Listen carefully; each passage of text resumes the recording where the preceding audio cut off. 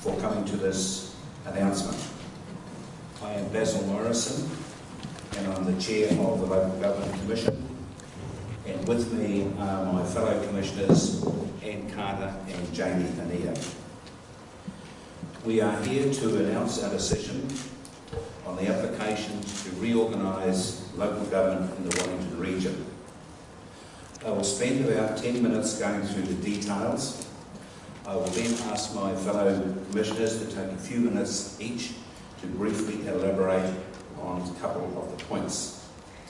At the end, I'm happy to take questions, but I will flag with you that any decision of the Local Government Commission can be appealed to the High Court on the point of law. In addition, the Commission conducts itself as an independent commission of inquiry appointed by the Minister of Local Government. For that reason, I have to tread very carefully when answering questions, but I'll do my best to help where I can and within those parameters. Briefly, by way of background, some of you may be aware that the last major reform of councils in the Wellington Region occurred a generation ago in 1989. When we were asked to take a fresh look at these structures, we became aware many people regarded this process as a once-in-generational opportunity to make positive change. 3 councils from the Wairarapa and the Regional Council asked for new structures to better meet their needs. We found that there were many aspects of local government which had worked well till now, but we also recognised there were limitations, inadequacies and challenges. Perhaps more importantly, we identified strong factors within which interconnect the region and give it a common future goal. There is a case for change. We have proposed a structure of local government to best meet the needs of the people of the entire region for the next generation. We are seeking submissions on our proposal by the 2nd of March 2015. Ladies and gentlemen, now I come to our decision. We propose to establish one Wellington Council with 8 local boards known as the Greater Wellington Council. We propose the elected members of the Greater Wellington Council as 1 Mayor, 21 Councillors and 60 local board members. The Mayor would be elected at large across the wider Wellington Region. Councillors would be elected from 8 wards. The boundaries of the local boards would correspond with the ward boundaries. Decision-making would be shared between the governing body, the Mayor and Councillors, and the 8 local boards. The Mayor and Councillors would be responsible for high-level decisions affecting all of Wellington. The local boards would control council budgets and decisions for local matters in established communities. Local boards would be created for Wairarapa, Upper Hutt, Lower Hutt, Kapiti Coast, Haururu-Tawa, Oharu, Lambton and Rongotai. A unitary authority with local boards was the best of several options considered by the Commission. Local boards ensure that local is preserved in local government. They are an integral component of the council structure. They ensure each community has power within the council through a system of delegations and allocation of responsibilities. Local boards would be responsible for decisions about council functions in their areas, unless there is a good reason for those decisions to be made at a regional level. Their powers could not be changed or taken away by the Mayor and Councillors. They could not be modified or abolished unless there is another reorganisation process. Local boards would have responsibilities for local parks and reserves, recreational and community facilities, arts and cultural facilities and libraries. They would run local community and cultural events, make decisions about public spaces such as town centres and main streets, and control grants to local groups. The Commission also expects the local boards to have responsibility for local transport infrastructure, waste and recycling initiatives and facilities, and local economic development initiatives. Local boards would mostly be based at council area offices around the region. The administrative headquarters of Greater Wellington Council would be in Wellington City. The council area offices would be in Porirua, Paraparaumu, Lower Hutt, Upper Hutt and Masterton. Service centres would be in Waikanai, Otaki, Martinborough, Greytown, Featherston and Carterton. Two formal structures would ensure Māori participation in decision making: a Māori board and a natural resources management committee. The two bodies would have joint membership of council and iwi representatives. They would advise councils on environmental and resource management issues, regional planning and treaty settlement matters.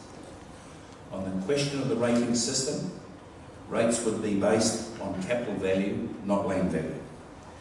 Decisions about how to handle the transition to a single rating system would be left to the new council.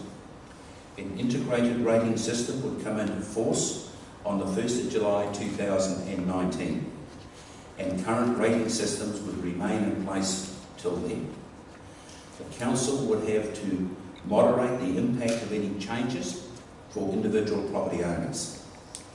On the question of timeframes, these are of course subject to a number of factors, but a transition board could be in place by around September 2015.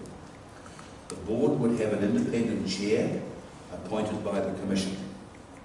The existing councils would each nominate an elected member to the board. The board would appoint an interim chief executive. An implementation team would support the board. Its manager would be appointed by the Commission from amongst the staff of the affected councils. Other staff on the implementation team would advise and assist the transition board and support the interim chief executive. Elections for the new council would occur in a regular cycle of council elections in October 2016. The new council would come into effect on the 1st of November 2016. I anticipate that some people may seek to compare this proposed structure with the only other unitary authority in New Zealand that operates with local boards. I can say at the outset that significant lessons have been learned from the establishment of local boards at Auckland Council in 2010. The balance of power between local boards and the governing body of the proposed Greater Wellington Council would be different from that in Auckland. We would expect Wellington local boards to have a greater power than Auckland local boards over the Council's non-regulatory functions. Auckland Council has kept more functions within council-controlled organisations than Wellington. This has limited the ability of local boards to influence some decisions, for example, local transport issues. Auckland Council also does not appoint councillors to local boards.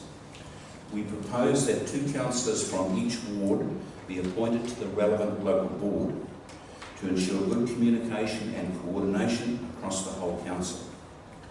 In wrapping up, I will briefly discuss some of the reasons behind the decision. This region has a population of fewer than 500,000 people. It is currently governed by 9 councils, which administer 321 plans. It has 8 mayors, 1 regional council chair, 95 councillors, and 57 community board members. The 9 councils employ some 3,256 staff. They pay elected members $5.3 million and chief executives $2.6 million in salaries in the last year. They administer physical assets valued at over $12.8 billion and collect rates revenue totaling $588 million each year. These council structures do need ongoing scrutiny to ensure the users of council infrastructure and services, the customers, are getting the best they can from local government. Greater Wellington has particular region-wide and long-term challenges relating to its ageing population, uneven patterns of growth and expected decline, exposure to natural hazards, ageing infrastructure, the need to diversify the region's economy, and the longer-term consequences of climate change and sea level rise. These issues are regional in scale and therefore require regional responses. To deal with these challenges, the region needs stronger and more effective regional planning and decision-making. A single council is designed to lift the performance of the entire region. It offers the greatest opportunity to address the significant future issues facing the region. Unless local government is able to enhance and strengthen its ability to plan, deliberate on, and implement activities at a regional level, it will not successfully address the major issues which challenge the region.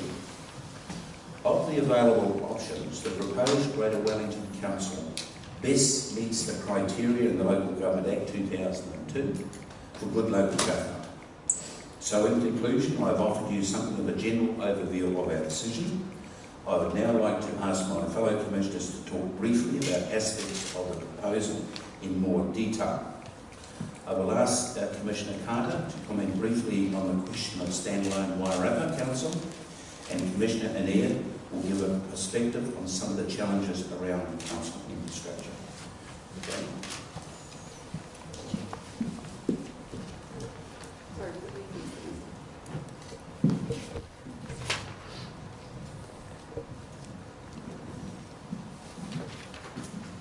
Thank you, Basil.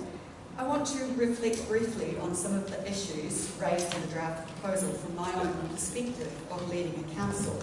As some of you may know, I've had 18 years local government experience, and I was Mayor of the Timaru District for 3 terms before stepping aside last year. Timaru District Council covers a reasonably large provincial community, and it has both rural and urban concerns. During my term, we dealt with social issues, faced economic challenges as well. We worked hard to maintain the population and economic growth. We also had to make some big investment decisions: a large wastewater upgrade, refuse and recycling facilities, and a new aquatic centre. We coped with the challenges of building and renewing our infrastructure from a rating base that was relatively small or limited in other ways. We had to plan for the community's needs now and for the future. Ladies and gentlemen, the Local Government Commission also follows these issues very closely, and it is not the only independent agency which takes a close interest in this. Last week, some of you may have seen the Auditor General's report entitled Water and Roads. It was an overview of how councils around the country are managing their infrastructural assets. Roading in 3 waters: water supply, wastewater and stormwater services. The next day, the media reported the findings with a story headlined, "Lax Councils, 7 billion behind in infrastructure." The Commission wouldn't use language like that headline, and the Auditor General's report unfortunately came out too late to be a factor in our draft proposal. But nevertheless, it underlines a very important point. The Commission found that much of Wellington's region has particular region-wide and long-term challenges related to ageing infrastructure, which must be replaced. Across the region, almost 50% of existing water pipes and around 40% of wastewater pipes are in poor or very poor condition. The largely unbudgeted cost of replacing them is between 1.7 billion and 2.6 billion. On top of these challenges, as Basil has mentioned, councils must cope with residential populations that in some areas are ageing or declining in numbers, uneven patterns of growth in some areas and expected decline in others, exposure to major earthquakes, tsunamis, floods which could devastate the region, the need to diversify the region's economy to build competitiveness, resilience and performance. The longer-term consequences of climate change and sea level rise, the impact of higher environmental standards. To deal with these challenges, the region needs stronger and more effective regional planning and decision-making. And as I indicated earlier, anyone who has had the privilege to serve on a council knows that the planning and the decision-making is not just for communities in the here and now, but also for the needs of the communities going forward. This is the focus that we have taken with this report released today. Thank you.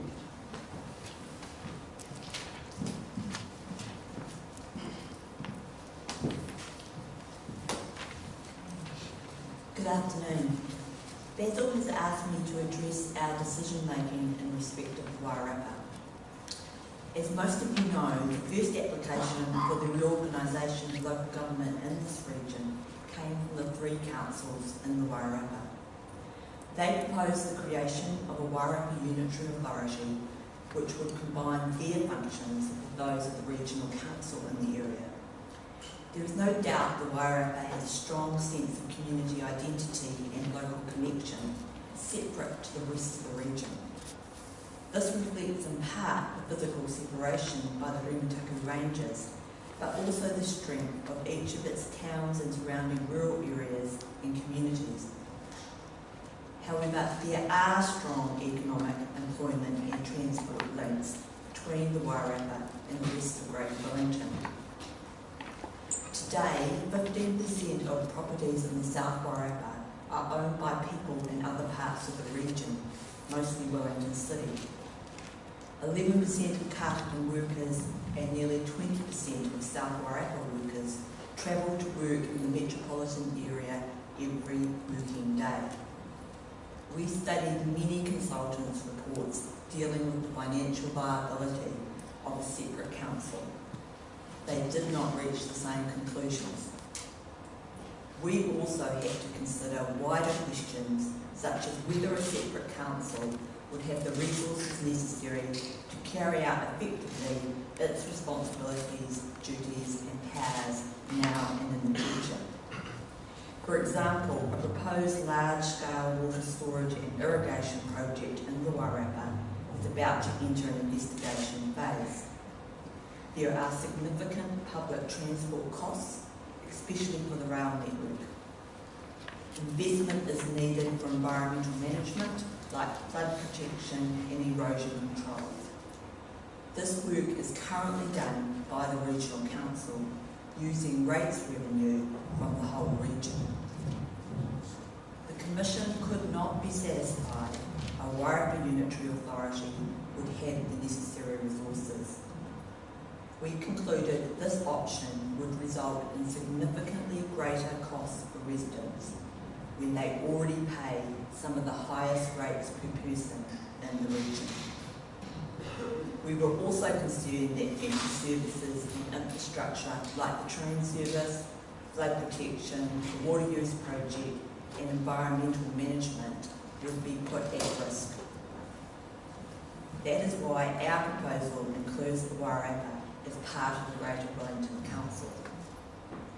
The creation of a Wairarapa Ward and local board will enable the Wairarapa to make their own decisions on many local functions.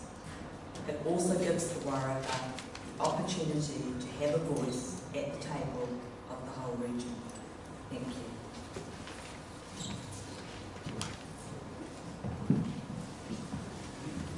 Thank you, Anne and Jamie. Ladies and gentlemen, the floor is yours and we'll do our best to answer your questions. How much is this plan going to cost?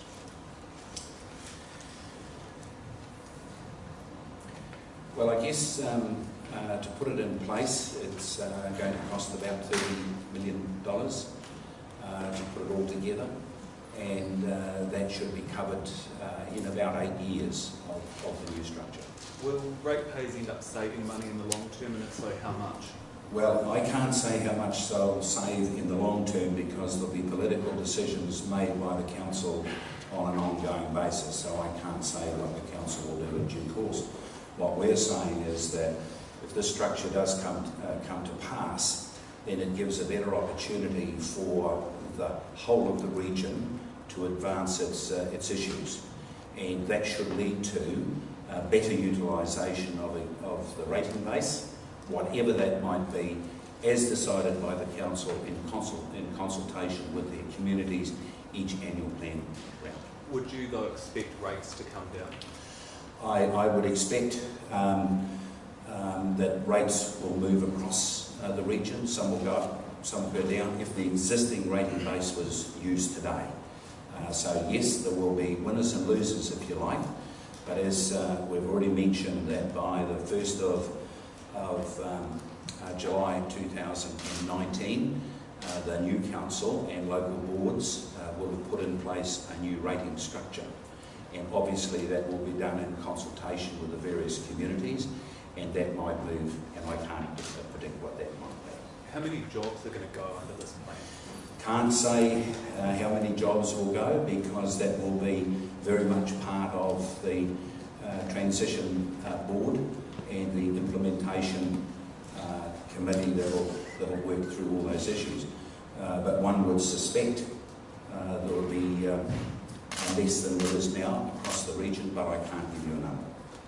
On the area offices and the service centres, when it says that they must provide offices in the Wellington, Porirua, Parapara, Umu, Lower Ha'apai, Muston for not less than 5 years. Yes. Why 5 years? What happens in 5 years? Okay, well, ladies and gentlemen, that's a very important question.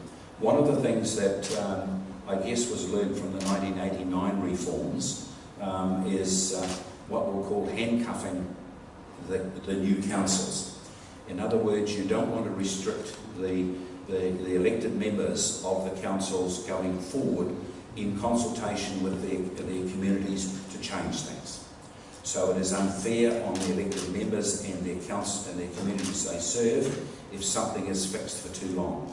So we're saying for an electoral term in part, it should stay, and after that it should be in the hands of the elected members who are accountable to their communities and their communities through the annual plan process to change if they wish. Sure, so that does mean they could be lost after that point. Lost in the sense of the area offices? In the sense that there may not be an office in, for example, Greytown or Martinborough. Well, it'll depend on the process going forward for them.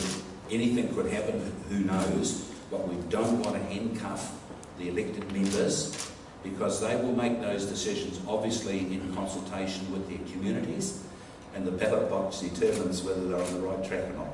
We just don't want to say that everything should stay for 30 years, because that would handcuff the elected members not being able to make decisions that they think will be, I guess, a changing environment. So that's why we've said 5 years, which is an electoral term.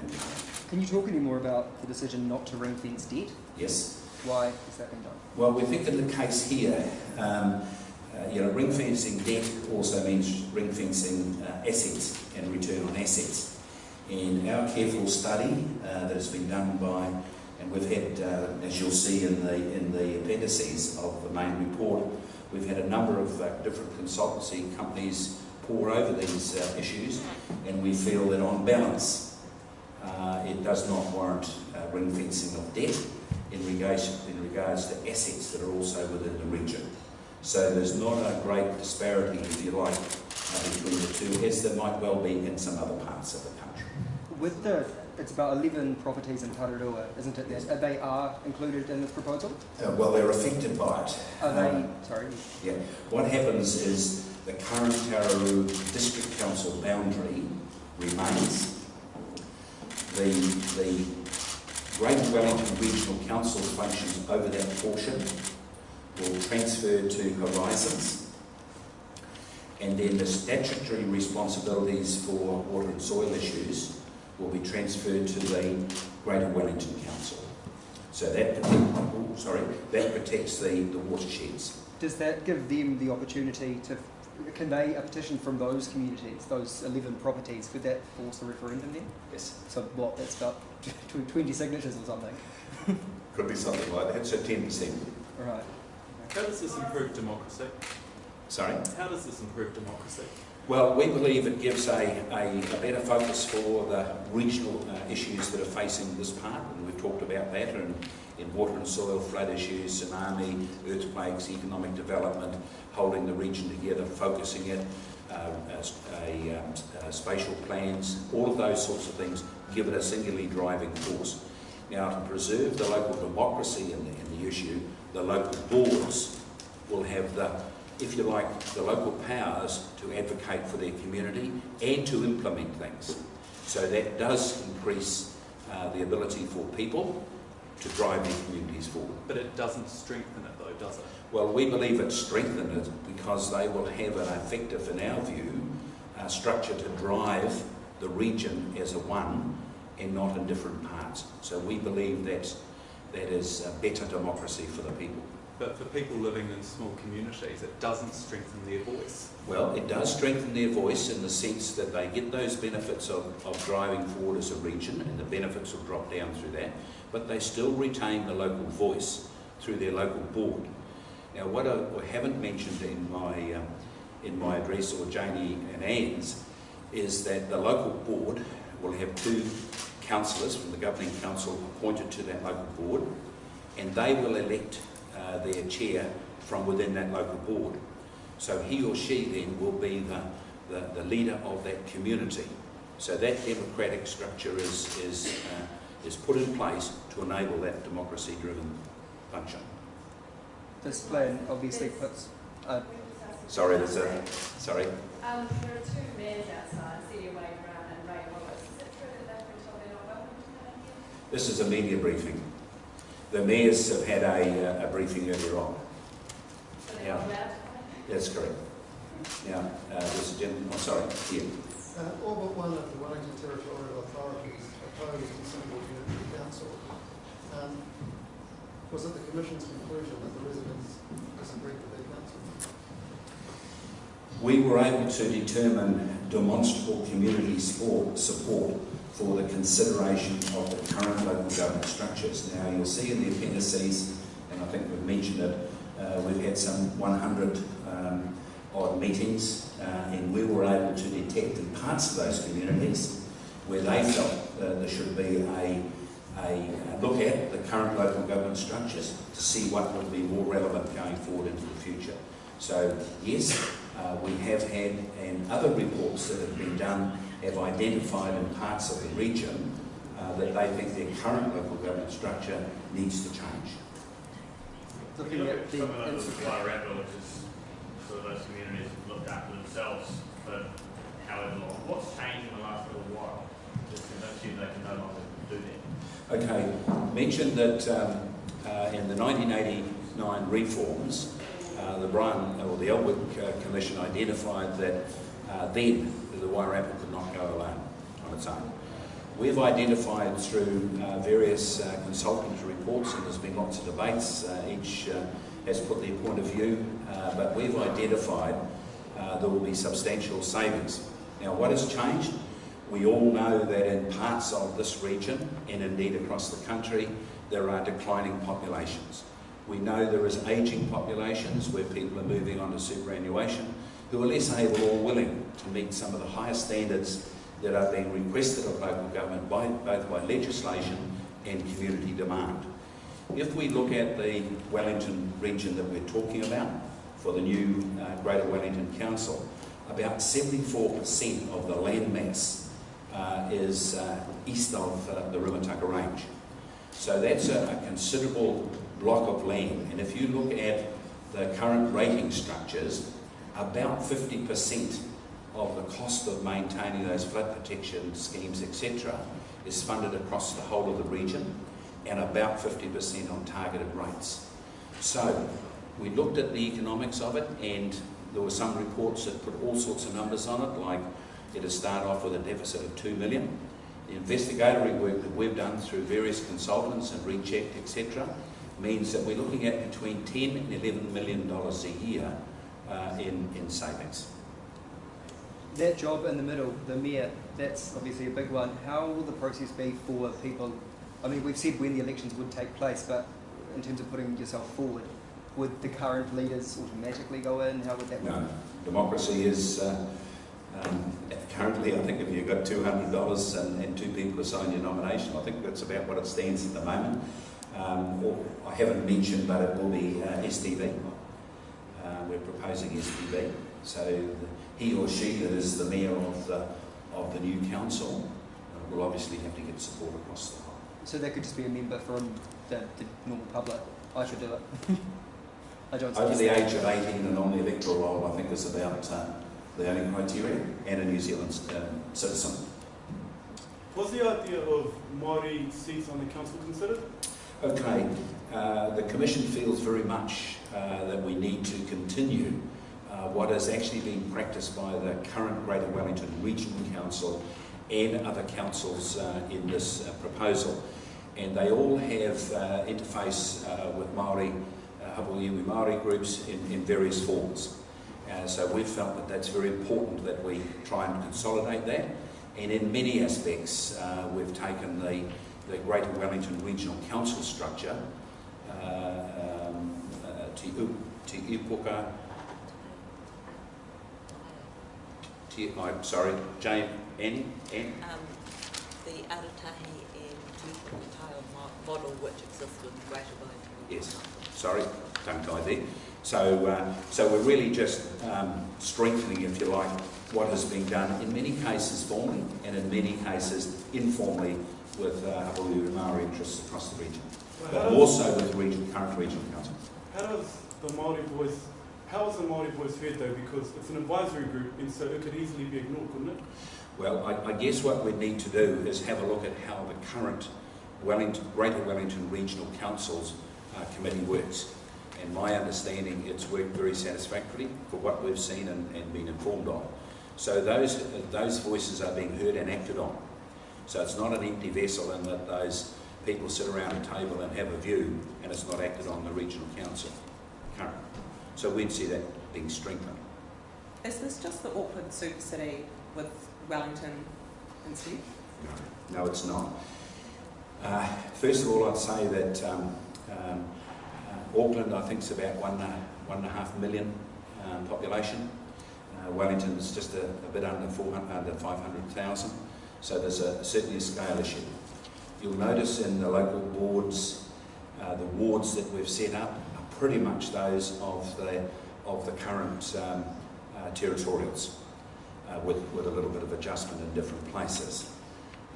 So to meet the plus or minus 10% for the elected structure within those local boards. So we think it's very different. The second point is in the case here in Wellington, there will be 2 councillors of the governing council appointed to the local board.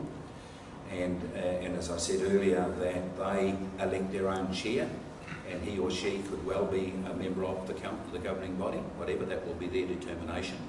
So it's vastly different.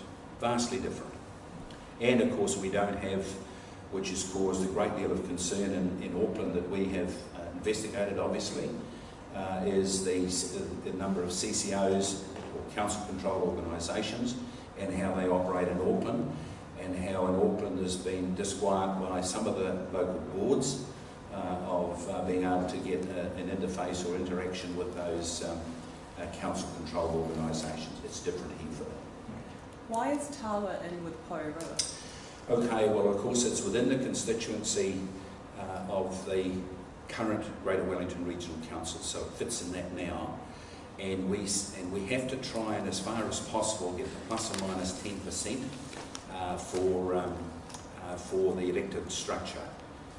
It's integrated for a number of things from wastewater, etc.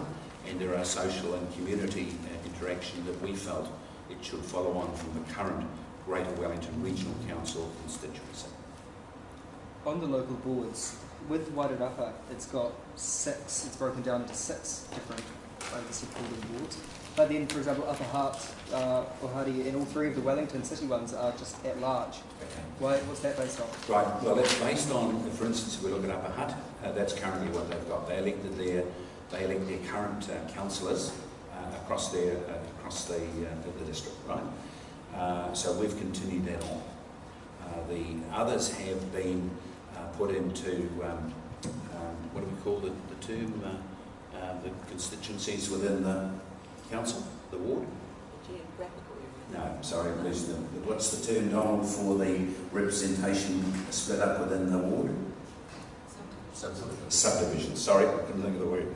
There is a subdivision that we've put in place for some of the wards, and that allows for representation. But basically, we've followed what the previous councils were doing. Basil, in Auckland, there's a big gerrymander between the north and the south of the city in terms of the weight of votes. Basically, are you saying that Tawa isn't Porirua because that means the math of keeping votes roughly equal works better? No, it's not a case of votes, but I guess it boils down to that. It's the plus or minus 10%, which is a legislative requirement for us to meet in regards to elected members. Is there much variation between the population representation in the various wards? Well, some wards are bigger than others, yes. So some, in Auckland there's 2-for-1 between the North Shore and the South. Is it that? No, that's not a consideration of us here. No. Right. It's done to achieve an equality of population. A roughly equal number of people with population to people. Elect each council. Right. Because that's not the case in Auckland. Well, Auckland has a different.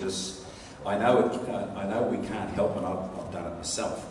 We can't help but look at the local board Auckland model. Auckland, as you know, was a specific piece of legislation done for reasons that are beyond us, of course. So we have to operate under a piece of legislation that is for the whole of the country. So there is a different structure that we have to look at as against Auckland. Auckland was a specific piece of legislation, and how they structured that was within their own piece of legislation. Ours is generic to the country. There's a table on page 234 of the book volume that explains the statistics of it. How much budget are the local boards expected to have control over? Well, once again, that'll be determined through the processes that are put in place for them. You'll hear some different figures being quoted for Auckland, and we all know there are, figures and other figures, but we would anticipate that a good strength of 25% or more may well be driven by the local boards. But we mustn't get hung up on what's happening in Auckland on that, because I said that's a different structure altogether. The fact that we have local boards, and they're called local boards here, is just the structure that sits in it. Now, how much is delegated to them, how much they get involved as it goes forward, that'll be for them to decide. But it will vary, but we must remember that a local board statutorily will be involved in setting its budget through submission to the annual plan of the governing body, which will then be considered and heard by the council, and then ultimately implemented. So those costs that a local board wants to be involved in will be considered in their submission to the annual plan and be heard accordingly. I know I said Auckland's different, but what's important, because the legislation that set up Auckland allows for us, in the recent legislation, allows for us where a local board may have an activity that they want to fund specifically. Say, for instance, it's in a local board they want to have free access to swimming pools, for instance. And the policy of the governing body is no. So the local board can inculcate its free access to swimming pools, for instance, in its annual plan and pay accordingly. So it gives them that freedom within the annual plan process. How informed can ratepayers be in their feedback to this proposal if they can't know how their rates will actually be impacted by it? Can I ask you, what would your rates be in 2 years' time here in Wellington? I can look up the long-term plan and I can see what the predicted. Okay, what we'll see in this is the council will develop a long-term plan, and the citizens will be able to see how their money and where the money is going to be spent on an annual plan or a 10-year plan basis. So it'll be the same. Would that be before the referendum or after the referendum? No, it'll be after the referendum if the council's put in place. Well, sorry, I'll come back again on that. The final determination, right, will be a final plan, if we get to that, will be issued if we don't stop and status quo, right? So the final plan will set out all of that detail, and that's what the people will have a right to petition for a poll and a binding poll. Is there an opportunity for a dramatic change in the plan between, like, well, if submissions? I don't want to stand in front of you and say yes or no, because I don't know what the submitters are going to say. You know, some of you know I've been involved in local government for a long time in various elected roles, and I'm not going to prejudge what the elected members in this room this morning were told under embargo and what their communities might submit to us. We have the options of hearing those submissions and saying no, there is not demonstrable community support for the structure that we put out as a draft. And then come up with a new one. And then come up with, might be an amended one, which would be an amended final. Or it could be an amended one to such a degree that you want to come back and consult again. Or we could say, no, there is no demonstrable community support in our view, and the process stops there.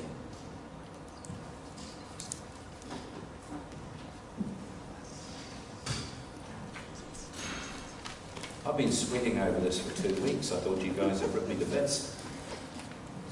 Could you just clarify one thing for me? So whereas at present people have the ability to write to their community board and make a deputation there, are the local boards going to take on that exact same function and meet on a similar schedule, in which case how do people make the same sort of deputations, and on what timescale does that allow people to make those? Okay, it'll be stronger because a local board will be far in excess of what a community board is now. Okay, so they'll be have stronger functions of how they fit into it. Don't forget, they'll have 2 councillors from the governing body sitting on that local board to make sure those issues are heard back and forth. Okay. Now, like any council, current council, you can make submissions to it. A lot of it depends on the processes and how they handle that. Our expectation is that if a citizen or a group of citizens wants to petition a local board, woe behove the council, the local board members who say no, we're not going to receive your submission.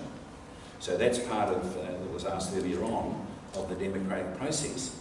It would, having been an elected member for 38 years, it would be most unwise not to receive a deputation on an issue of concern, whatever constituency you're in, whether it's a regional council, a district council, or a city council, or a local board or a community board. But now, surely they're not competing against, well, I mean not competing, but they're not trying to get their voice heard among 10,000 people, but among 40,000 people. You still get your voice heard. I mean, you've got elected members there that will hear their view. And if there's 6 people who have a concern, like we do now, and what I have experienced in my public service, you get a representation made to the mayor and the councillors, that I had, that said there was an issue and we want to present a view to the council. I always heard them, and I would expect that to continue in a normal democratic process. If I didn't, I wouldn't have been a mayor for a long time. You've got to remember the power of the ballot box determines a lot of these things of how either a local board or the governing council operate. And if they don't operate to the satisfaction of their constituents, we know that contracts shortened. Okay, is that about it? Can I thank you on behalf of Janie and Anne for your attendance and questions, and in particular the manner in which you have presented those questions and comments. Thank you most sincerely. Thank you.